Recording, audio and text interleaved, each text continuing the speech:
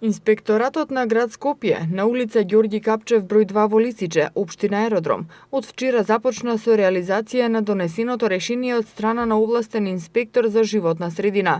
Од градскиот инспекторат информираат дека дворното место е затрупано со секаков вид отпаден материјал кој се пали и користи како огревно средство. Јавното претпријатие Комунална хигиена по налог на град Скопје пристапи кон чистење на локацијата, а повикана била и асистенција од Министерството за внатрешни работи. Како што информираат од инспекторатот, се работи за огромна количина отпаден материјал.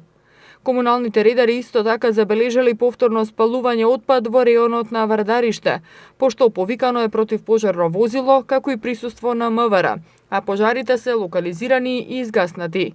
На терен беше излезен и раководителот на инспекторатот на град Скопје Мирослав Богдановски, кој изјави дека спалувањето отпад придонесува многу во загадувањето на воздухот.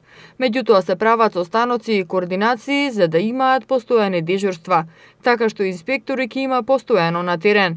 Од инспекторатот посочуваат дека секое лице доколку биде фатено на лице место ќе биде соодветно казнето, но и дека ќе преземат дополнителни мерки за да го спречат намерното потпалување на сметлиштата во околината на Скопје.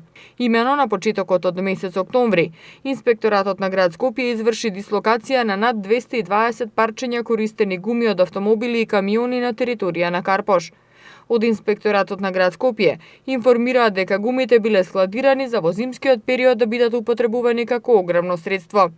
Град Скопје во март годинава промовираше посебен телефонски број 070-270-557, на кој граѓаните можат преку Вибер да пријават диви депонии со праќање порака и фотографии, а истите може да ги пријават и преку официјалната Facebook страница на градот.